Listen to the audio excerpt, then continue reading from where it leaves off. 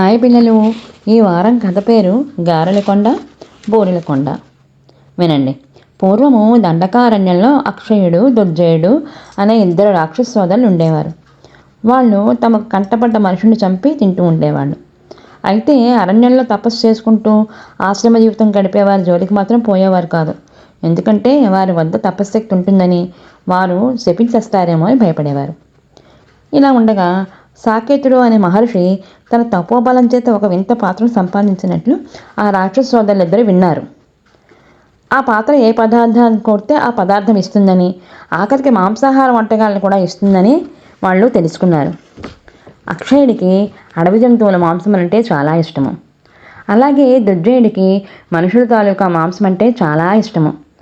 అందువల్ల సాకేతుడి దగ్గరున్న పాత్రను కానీ వారు తీసుకోగలిగితే వారి యొక్క కోరికలు తీర్చుకోవచ్చని వాళ్ళు అనుకున్నారు.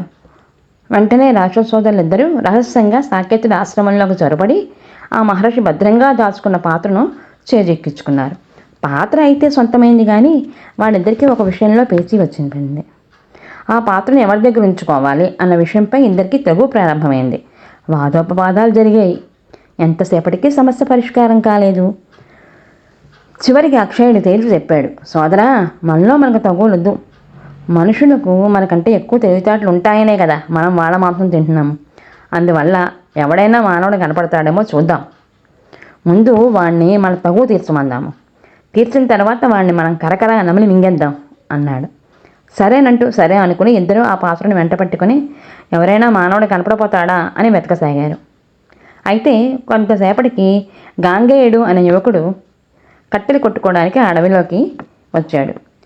అతన్ని చూడగానే వీళ్ళిద్దరూ ఒక అంగలో వెళ్ళి అతన్ని గట్టిగా పట్టుకున్నారు. అతడు భయంతో గడగడా వణికిపోయాడు. అయితే, ఏ మనిషి, మా ఇద్దరికీ తగ్గు వచ్చింది, నువ్వు తీర్చాలి అన్నారు వాళ్ళు.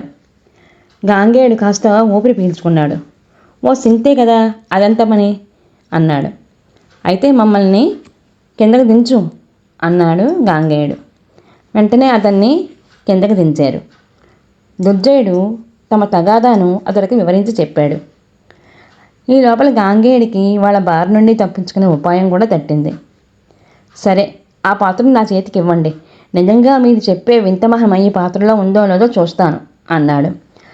వాళ్ళు సందేహపడకుండా ఆ పాత్రను అతని చేతికి ఇచ్చారు.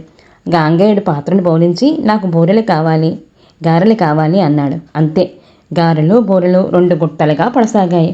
అంతకంతకు ఆ గుట్టలు పెరుగుతూ 2 కొండల్లా అయ్యాయి. చాలు అన్నాడు గాంగేయుడు. గారెల వర్షం ఆగిపోయింది, బూరెల వర్షం కూడా ఆగిపోయింది. ఇంకా మీ తగ్గు తీర్చడం ఒక్క క్షణము. మీ ఇద్దరు ఈ గుట్టలను ఆరగించండి, నేను లెక్క పెడతాను. ఎవరు ఎక్కువ తింటారో వారికి ఈ పాత్ర చెందుతుంది అన్నాడు గాంగేయుడు. రాక్షస సోదరులిద్దరూ ఒక్క క్షణం కూడా ఆలస్యం చేయకుండా పోటీపడి వాటిని ఆరగించసాగారు. క్షణాల్లో కొండల్లో ఏర్పడిన రాసులు వాళ్ళ కడుపుల్లో చేరిపోయాయి.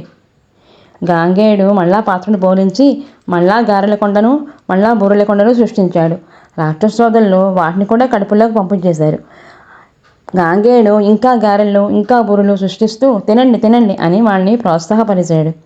ఇలా సాయంకాలం వరకు జరిగింది. అలా తినగా అతిగా తినడం వల్ల వాళ్లకు ఆయాసం ఏర్పడింది.